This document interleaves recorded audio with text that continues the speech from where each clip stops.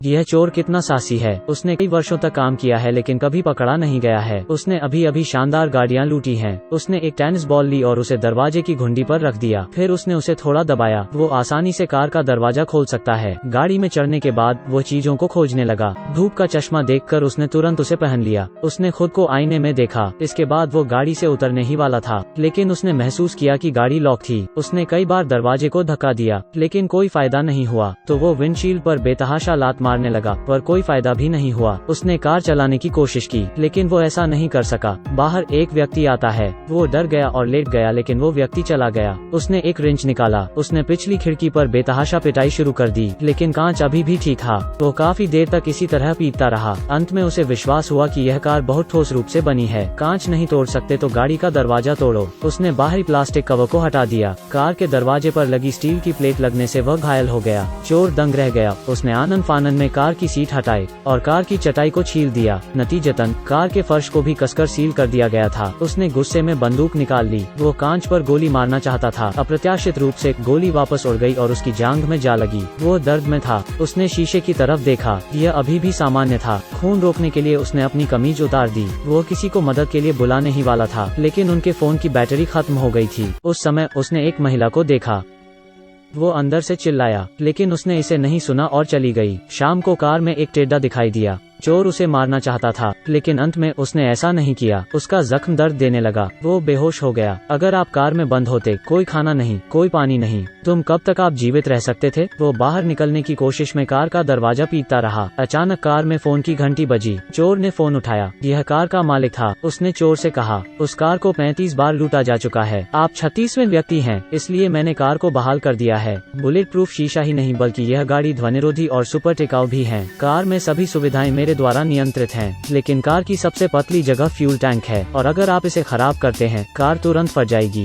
चोर शाप देने लगा, जब मैं बाहर निकलूंगा तो मैं तुम्हें मार डालूंगा। कार के मालिक ने फोन काट दिया। फिर मालिक ने एयर कंडीशनर चालू किया। चोर को पहले लगा कि यह हवा भी काफी ठंडी है। जब तक तापमान कम और कम नहीं हुआ, उसने महसूस किया कि उसके पास मूल रूप से एयर कंडीशनर के तापमान को समायोजित करने का कोई तरीका नहीं था। वो ठंड से कांप रहा था। उसने जांघों में लिपटी कमीज को झटपट उतार दिया और पहन लिया। उसने एक अखबार के साथ वेंटिलेशन को अवरुद्ध कर दिया। गर्म रखने के लिए उसने अपने शरीर को लपेटने के लिए एक कंबल का इस्तेमाल किया। अचानक एयर कंडीशनर बंद हो गया। कार के मालिक ने फिर फोन किया। उसने पूछा कि क्या चोर अभी भी अभिमानी था। चोर तुरंत शांत हो गया। उसने कहा कि वो जानता था कि वो गलत था। उसे उम्मीद थी कि मालिक उसे कुछ पानी देगा। मालिक ने फिर से फोन कॉल समाप्त कर दिया। उस समय बाहर एक पुलिस वाला था। चोर पागलपन से मदद के लिए चिल्लाया, लेकिन पुलिस वाला सुन नहीं पाया। उसने कांच पर एक कागज चिपका दिया और चला गया। उस समय बाहर बारिश हो रही थी। चोर कार में था। उसने 10 घंटे से अधिक समय से पानी नहीं पिया था। अचानक कार मालिक ने फिर फोन किया। उसने चोर को बताया कि कार की डिक्की में पानी था। चोर ने सोचा नहीं और एक ही सांस में सब कुछ पी गया। उसे यह भी नहीं पता कि इस पानी को पीने से जहर होगा या नहीं। समय बीता, फिर से शाम हो गई। बाहर खाना पहुंचाते देख चोर को भूख लगी। वो बेहोश हो गया। जब वो जागा तो उसके घाव में भी सूजन आने लगी थी। उसने 3 दिनों से कुछ नहीं खाया था।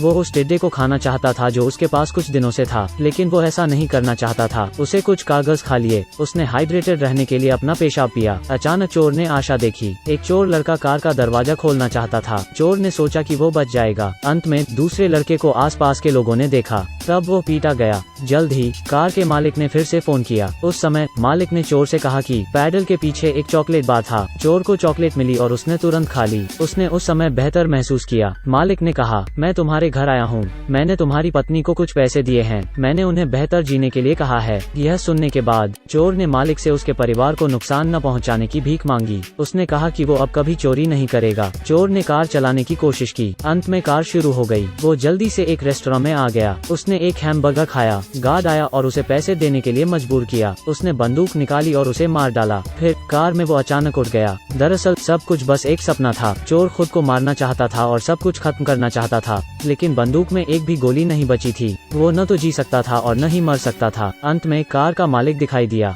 वो कार में बैठ गया और बंदूक उसके पास रख दी। उसने एक फोन किया। अचानक चोर ने उस पर बंदूक चला दी। कई दिनों के लिए मोहित किया जा रहा है। अंत में वो कार से बाहर रेंग गया। तभी कार मालिक ने उसका पीछा किया। वो उसे वापस कार में लाना चाहता था। तभी पुलिस ने इसे देखा और उसे हिरासत में ले लिया। जल्दी से बहुत से लोग आ गए। पत्रकार एवं वार्ताकार उपस्थित थे। विशेषज्ञ वार्ताकार ने कार मालिक से कहा, यदि आप एक चोर को मारते हैं, आप कुछ नहीं बदल सकते। आपको अपने परिवार के लिए सोचना चाहिए। अंत में मालिक ने चोर को जाने दिया। इसके बाद वो कार में सवार हो गया। कुछ देर बाद कार में विस्फोट हो गया। बहुत से लोग नहीं जानते थे कि उसने ऐसा क्यों किया। चोर ने क्षमा प्रार्थी महसूस किया।